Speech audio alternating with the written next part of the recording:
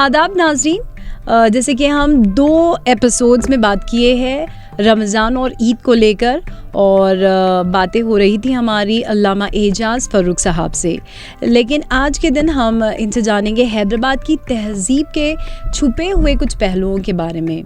तो चलिए बात करते हैं अल्लामा एजाज़ फ़र्रुख साहब से। सर, एक और बार आपका हमारे स्टूडियो में खैर मकदम है। शुक्रिया नाज़रीन, आदाब। देखो बेटे, मेरी पैदाइश 1943 की है, 1943 की। ठीक। तो ये सब मेरे लड़कपन की बातें मैं कर रहा हूँ, यानी 50-55 ईस्वी तक। तो मैंने तो अंग्रेजों की गुलामी भी देखी है, हिंदुस्तान को आज़ाद होता हुआ भी देखा है जी। सर, इस ईद पर अभी बात चल रही है, तो एक और चीज़ कि क्योंकि आज हमारे पास बहुत सारी सहूलत है, क्योंकि अगर हमें चांद का इंतज़ार करना है, हमारे पास न्यूज़ आ जाएगी, टीवी पे देख लेंगे। लेकिन जब टीवी चैनल नहीं थे, कहीं से कोई सोशल मीडिया का ज़रिया नहीं था, तो सबको इंतज़ार रहता था कि कब चांद देखेंगे, कब चांद नज़र आएगा और कल ईद बनाएंगे। और वो दौर, और कई बार जब चांद नज़र नहीं आता था तो कैसे ईद मनाया करते थे। आप लोग जब मुझसे सवाल करते हैं जी, तो एक सवाल में कई सवाल होते हैं, और आप लोगों का सवाल ऐसे होता है कि तुमने एक भरबते अफसरदा को जुम्बिश दे दी, गीत रखसंदा हुए, तुम ये घबराएं कि गीतों की सदा तेज न हो, तुमने खुद आग को छूकर इसे सोजिश दे दी, जर्रे ताबिंदा हुए, तुम ये घबराएं कि आतिश है हवा तेज न हो, और अब आंचल को समेटे हुए ये कहती हो मैं तो ये आग लगाने को नहीं आई। आपने एक ही जुमले में इतने सारे सवाल दाग दिए हैं कि अब मैं उस ज़माने से लेकर आऊं तो मेरे नाजरीन को ये पता चले कि ये म्यूजियम में रखा जाने वाला शख्स ये कहाँ से बोल पड़ा। अगर अब बोल पड़ा तो देखिए, जंत्री तो थी जिसे आप कैलेंडर, स्मार्टफोन नहीं था, टेलीफोन नहीं था, रेडियो कम किसी घर में था जी, कहीं मोहल्ले में एक आध, अखबार छपता था जी। चांद जिस महीने में कैलेंडर में लिखा होता था जी, उस शाम को यूं मगरिब हुई और यूं लोग मैदानों में निकल आए अपने अपने साथियों के साथ, चलो चांद देखें, चांद देखें। मगर मैं एक जुमला कह देता हूँ, इतना साफ तो नहीं कह पाऊंगा क्योंकि मेरे नाज़रीन बहुत हसास हैं। नौजवान अपने साथियों के साथ, अधेड़ उम्र वाले अपने साथियों के साथ, और जो बूढ़े होते वो भी पेशानी पे हाथ रखे चांद को देखने के लिए निकल आते। अब मैं नहीं जानता कि किसने बालाए बाम किस चांद को देखा, किसने किस चांद को आसमान पर देखा, ये तो मैं नहीं जानता। रात की बात है, महफिल में कहूँ या ना कहूँ, तो ये भी होता था। और इधर आसमान पे निगाह पड़ी, नाखून की तरह से चांद बारी उफक पर नजर आया, और इधर उफक पर नजर आया, उधर तोप छूटी कि चांद हो गया। अच्छा, कहीं अब्र भी हो तो पता चल जाए कि चांद हो गया। अच्छा, ये देखिए कि वो जमाना ही ऐसा था कि इतने दिन के रोजा रहने वालों को चांद भी तरसाना नहीं चाहता था। वो मुश्ताक आंखें खुली हुई आसमान को तकती हुई तो चांद भी नजर आ जाता था। बात दरअसल ये थी कि उस ज़माने में लोगों के दिल इतने नूरानी थे कि वो चांद को देखने के लिए जाते थे तो चांद खुद ब खुद उनकी आंखों में उतर आता था, इसलिए कि खुले मैदानों में चांद देखा जाता था। आज की तरह रुयत हिलाल कमेटी नहीं थी कि जहाँ चांद टेलीफोन पर देखा जाता और बंद कमरों में चांद देखा जाता। सही बात। उस वक्त तो खुली फजाओं में चांद देखा जाता था। ये था तरीका चांद देखने का। यहाँ पे थोड़ा सा मैं आपसे सुनना चाहूँगी। मेरे को वही पॉइंट पे जो है कुछ और भी सवाल आ गए हैं, जैसे कि मैं शॉपिंग की बात कर रही थी, तो मैं जानना ये चाहूँगी कि दर्जी के बारे में आप क्या कहेंगे? आपने बहुत अच्छा कहा। दरअसल कुछ गलती मेरी भी है कि मैं खो सा जाता हूँ उस माहौल में। जब मैंने बारात की बात की तो मुझे चाहिए कि खैयात की भी बात करूँ। ये लफ्ज़ आपके लिए नया है। खैयात कहते हैं दर्जी को। दर्जी। तो मर्दों के कपड़े और बच्चों के कपड़े तो दर्जी के पास चले जाते थे। खवातीन के कपड़े जी। कुछ औरतें भी खैयात थीं। वैसे तो आमतौर पर घर में कोई बहू ऐसी ना रही होगी जिसको सीना पुरोना ना आता हो। अच्छा, एक और बात भी सुनिए, फिल्में तो आ गई थी, फिल्में तो सिनेमा आ गई थी जी। जाहिर है कि उसमें भी जनाना इंतजाम होता था। तो औरतें भी फिल्म देखती थी। आहिस्ता आहिस्ता वो तो फिल्म होती ही ऐसी थी कि उसमें तो रंग रूप को बना संवार के तो पेश किया जाता था। जी हाँ। तो यकीनन औरतों के दिल में भी एक ख्वाहिश पैदा होती होगी कि हम भी ऐसे बन संवर के दिखाई दें। हाँ? हुस्न को तो अपनी ज़ैबाइश का बड़ा ख्याल रहता ही है। तो वही लिबास, वही वज़ाक़ता ये खुद भी तराश लेती। हाँ। लेकिन कपड़े सिलते घर में थे। सही।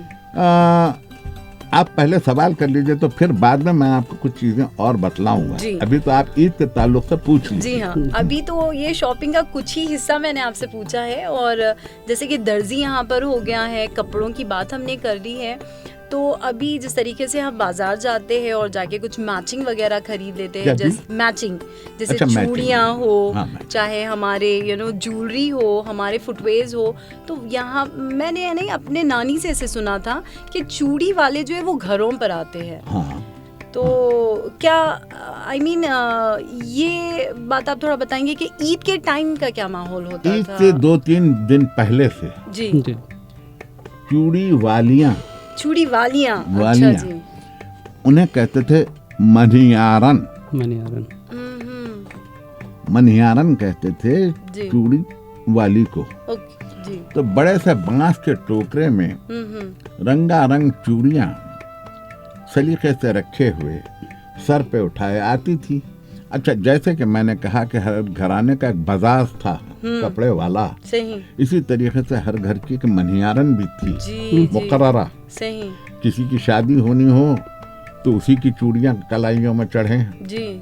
कोई ईद बारात आए तो वही चूड़ियाँ पहनाने को आए जी। कोई लड़की माँ बन जाए तो उसके हाथ की चूड़ियाँ हों। अच्छा, उनको खबर भी होती थी। तो ईद के 2-3 दिन 4 दिन पहले मनियारन घर घर पहुंच जाती थी। अब सारी की सारी लड़कियां, बालियां, कुंवारियां, बहुएं, माएं, बूढ़ियां सब की सब बैठी हैं। जो 11-12 बजे की आई होती तो इफ्तार के करीब जाती। तो पहले एक एक का हाथ लेके हाथ में मल मल के उसको नर्म किया। सर, सब बहुत सारे चेंजेस आए हैं, लेकिन सर एक चेंज नहीं हुआ है कि औरतें शॉपिंग में टाइम काफ़ी लेती है, और जब भी उतना टाइम लेती है और अभी भी उतना टाइम ले रही है। जिस तरीके से आप बता रहे हैं कि सुबह से लेकर शाम तक शॉपिंग में रहना, वो सेम थिंग अभी भी हो रही है सर। वो मेरा ख्याल है अगले 1000 वर्ष वो चीज़ बदलने वाली। सही। देखिए, वो मनियारन भी कुछ कम नहीं होती थी। तो वो कहती थी, है बीबी के हाथ के लिए तो मैं ये चूड़ियाँ लाई हूँ, तिलाई काम की हैं, ऐसी गोरी कलाई में जी। ऐसी नाजुक कलाई में मैं ये चूड़ियाँ चढ़ा दूँ, खुदा करे अगले बरस तक के इसके हाथ में सुहाग की चूड़ियाँ चढ़े। तो उधर वो शर्माई, इसने हाथ को नरम किया और उसके बाद चूड़ियाँ चढ़े। मगर वो जो मैं सुबह से शाम हुई कह रहा था जी। वो एक लड़की की कलाई में चूड़ियाँ चढ़ने का वक्त नहीं था, पूरे घर को। अच्छा, कांच की चूड़ियाँ, आरजुओं के रंग की चूड़ियाँ, सुनहरी चूड़ियाँ, सुर्ख चूड़ियाँ, गुलाबी चूड़ियाँ, सादी चूड़ियाँ, नगीने वाली चूड़ियाँ, तिलाई काम की चूड़ियाँ, चूड़ियों के 1000 रंग, आरजुओं के 1000 रंग जी। सही। तो वो जब चूड़ी चढ़ाती थी जी। तो अगर चूड़ियों की चढ़ाते चढ़ाते कोई एक चूड़ी टूट गई जी, तो वो दिखाती नहीं थी। ये चूड़ी का टूटना बदशगुनी होता है। इस आहिस्तगी से दरमियान से निकाल लेती थी, जैसे फूल के बीच से कोई मुरझाई हुई पंखुड़ी को चुपके से चुन लिया गया। क्या बात है सर। जैसे बहुत सारी चीज़ें अब औरतें इनके मनियारी का काम करने के लिए वो गाँव पहुँच रही हैं, घर घर पहुँच रही हैं, और औरतें बाज़ार में इन्हीं चीज़ों को ख़रीदारी के लिए आती हैं। तो ये जो शहर में आजकल सजाया जाता है, मार्केट लगती है, क्या ये माहौल ये इसी तरह सजाया जाता था इस मार्केट को? आपने बहुत अच्छा सवाल किया मुझसे, और मैं चाहता हूँ कि वो मंजर मेरी आंखों में उतर आए। कपड़ों की बड़ी दुकानें जो थी, जैसे शादियों के कपड़े जी, कभी घरों में भी आते थे, कभी बाजारों में भी खरीदे जाते थे। इसी पत्थर गट्ठी पर जी, शहर में जो सड़क है पत्थर गट्ठी, इस पर बड़ी कदीम दुकानें थी कपड़ों की। आज भी उनमें से शायद कुछ हैं, कुछ रह गई हैं, बाकी तो नज़र हो गई ज़माने के बदलने के साथ साथ। हाजी अमीनुद्दीन गज़नफ़र अली जी जी, उनकी दुकान, और इधर चौक में कुछ दुकानें थी। एक तो मोहम्मदिया कैप मार्ट वाली दुकान थी, और एक जरी वाले की दुकान अब भी है, मैं देखता हूँ। तो इस तरीके से कुछ दुकानें, तो दुकानों में इस्तेमाल ये होता था कि दो हिस्से होते थे दुकान के, एक हिस्सा मर्दाने के लिए और एक हिस्सा जनाना के लिए। गाड़ी आके रुकी, दुकान के लड़कों ने उतर के पर्दा बांधा, खवातीन उतरी, उधर पर्दा खींच गया, अब इधर खवातीन बैठी हैं, अब कपड़े वाले कपड़े दिखा रहे हैं, बनारस के, खेवे के, जरदोजी की, कामदानी की, असली चांदी की, असली सोने के तारों वाली, जॉर्जेट की साड़ियाँ, नैनो की साड़ियाँ। ये उस जमाने में मुझे याद पड़ता है कि कांजीवरम वगैरह नहीं था। बात को आया 1956 के बाद से, जब ये रियासत आंध्रा में मिल गई तो उस वक्त आया। लेकिन उस वक्त जो रेशम पर जरदोजी आती थी वो बनारस की आती थी, और असली हर बनारस के कपड़े में जो जरदोजी का काम होता था वो असली चांदी का होता था। इधर को आगे बढ़ाइए आप गुलजार हाउस के पास, यानी ईद के करीब की बहार दिखा रहा हूँ मैं आपको जी। पत्थर गट्ठी पर सारी शॉपिंग औरतों की, मर्दों की, औरतों का हिस्सा अलग, मर्दों का हिस्सा अलग।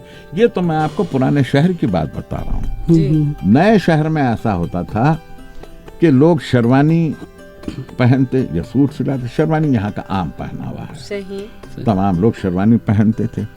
तो नए शहर के लोग जब शेरवानी सिलवाते थे, नए शहर के कह रहा हूँ, कोठी से उधर नामपल्ली सिकंदराबाद के, तो उनकी शेरवानियाँ जॉन बर्टन में सिलती थी। जॉन बर्टन एक दर्जी था, अंग्रेजों का, अंग्रेज ही था, लेकिन उसने जो है बड़ी अच्छी, बहुत ज़माने से यहाँ था, उर्दू सीखी थी, उसके कारीगर भी उर्दू बोलने वाले थे वहाँ। फिर ये सिल्वर जुबली टेलर्स हैबिट्स पर थे वो, और रहमान, और यहाँ भी एक सोसाइटी टेलर थे छत्ता बाजार में। भाई शेरवानियाँ तो ऐसी थी, ट्वीट की शेरवानियाँ, सूती शेरवानियाँ। उस जमाने में ये टेरिकॉटन नहीं आया था जी, पॉलिस्टर का नाम नहीं था। तो शेरवानियाँ, अमीरों की शेरवानियाँ, कमकाब की शेरवानियाँ, दरबस्त की शेरवानियाँ, हिमरों की शेरवानियाँ, गरीबों की हरक की सूती शेरवानियाँ, मगर ईद को पहनते सब नया थे। सही। तो ये था कपड़ों का। तो नाजरीन, ये थे आज हमारे साथ अल्लामा एजाज फर्रुख साहब, जिनसे हमने हैदराबाद और हैदराबाद के रमज़ान के बारे में बहुत कुछ जाना और बहुत कुछ सीखा, और उम्मीद करता हूँ कि आपको भी बहुत कुछ सीखने और जानने को मिला होगा। दुर्गलता ऐसे मोती को कहते हैं जो इतना सडोल होता है जी, कि मामूली सी हाथ की हरकत से भी जब वो घूमने लगता है तो जब तक कि उसे रोका ना जाए वो घूमता रहता है।